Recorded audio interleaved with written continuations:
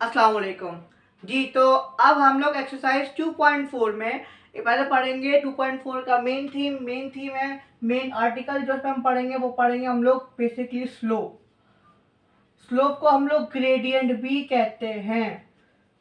Slope का दूसरा नाम कहलाता है ग्रेडियंट। अब स्लोप निकालने के 6 तरीके हैं, 6 तरीकों से स्लोप निकलता है और वो 6 तरीके डिफरेंट कंडीशंस के लिए अप्लाई होते हैं। जैसे कि आपको मैं बताऊंगा, इस पूरे चैप्टर में हम लोग 4 तरीके पढ़ेंगे, बाकी 2 तरीके हैं, 2 मेथड्स हैं, वो हम लोग दूसरे चैप्टर में पढ़ेंगे।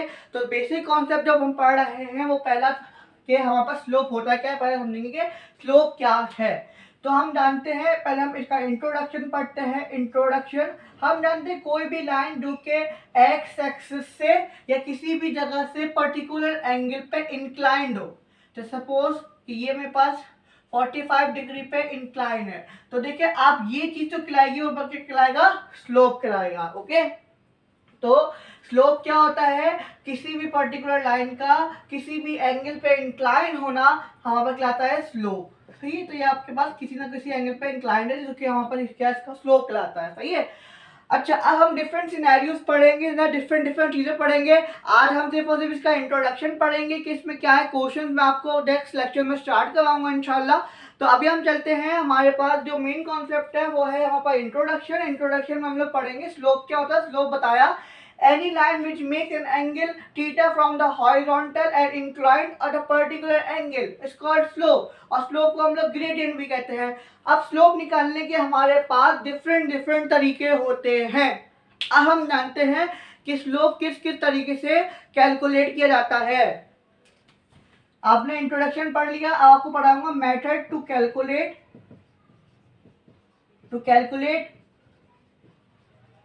स्लोप। हम वो मेथड अप्लाई करेंगे जिससे हम लोग स्लोप कैलकुलेट करना है। तो मैं आपको एक सिंपल बात बताता हूँ कि हमारे पास डिफरेंट मेथड्स हैं। पहला मेथड जो है हम आपको बताएंगे व्हेन एंगल इज गिवन। जब आपको एंगल गिवन हो तो आप स्लोप का कौन सा फॉर्मूला यूज करेंगे। एंगल गिवन हो तो आप स्लोप का कौन सा फॉर्मूला यूज करेंगे। सही है।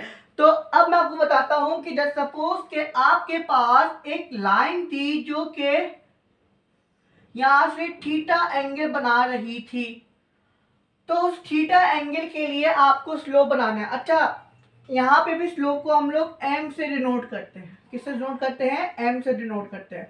तो इस लाइन का स्लोप निकालना है मुझे। When you ask the slope and the angle is given, जब कभी आपको स्लोप निकालना हो और एंगल दे रहा हो तो आप क्या करेंगे, जो फॉर्मूला यूज करेंगे स्लोप निकालने के लिए वो यूज होगा slope is equal to tan theta. Slope is equal to tan theta and this theta is that angle. ये वो एंगल है जिस पे वो इंक्लाइन हुआ हुआ है। सही है। और ये एम क्या है? स्लोप है।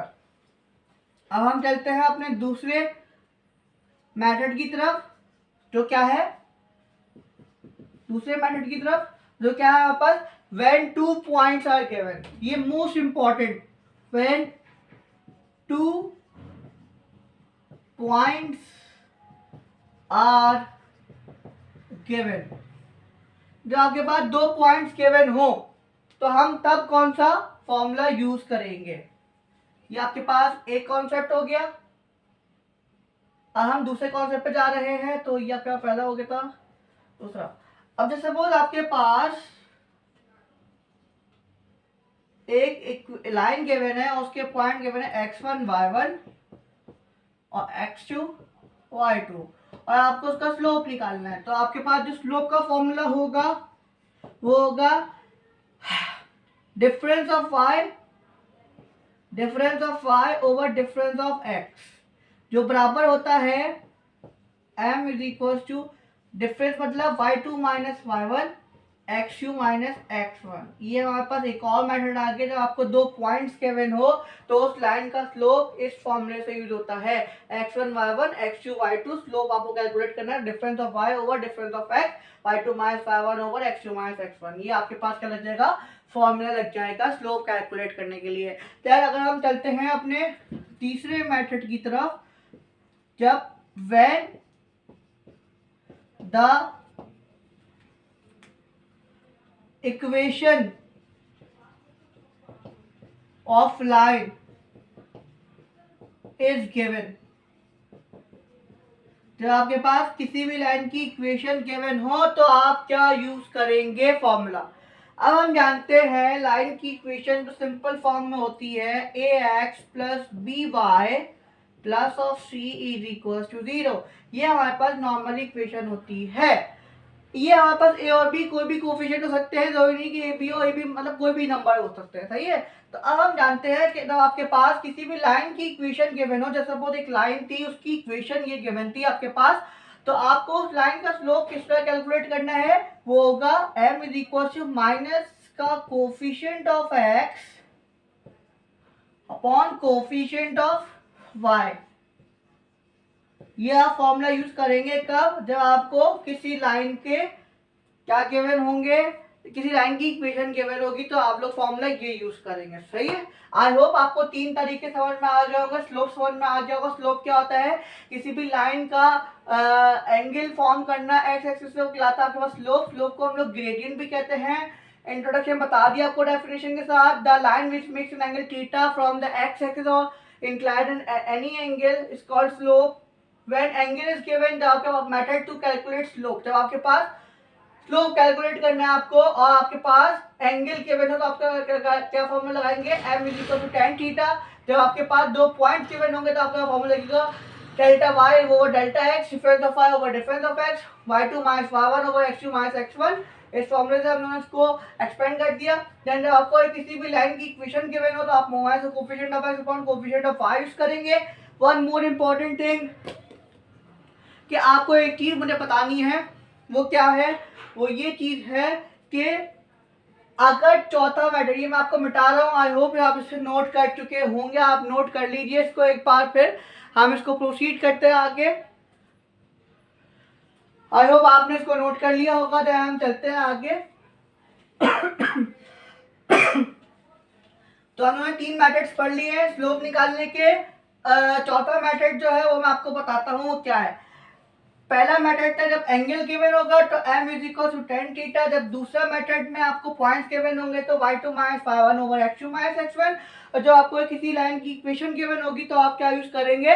Difference of y over difference of x, सही है।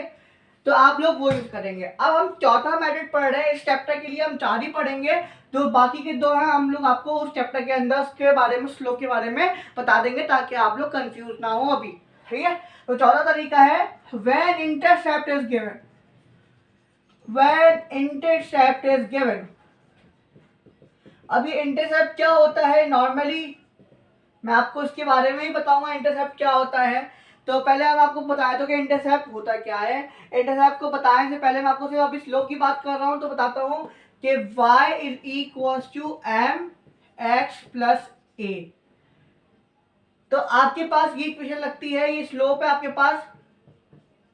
अगर आपके पास इंटरसेप्ट गिवन हो तो आप इस इक्वेशन से भी क्या निकाल सकते हैं? स्लोप कैलकुलेट कर सकते हैं। तो ये आई होप कि आपको समझ में आ गया होगा। अब हम चलते हैं अपने कि आपके पास कौन कौन से लॉज हैं, कौन कौन से दो मेथड हैं या कौन कौन से तरीके हैं जिनके हम लोग कैलकुलेट करते हैं, स्लोप के बारे में पढ़ते हैं। किस चीज़ का स्लोप कितना होता है, कैसे होता है, तो हम लोग आप उसके बारे में पढ़ेंगे। ओके।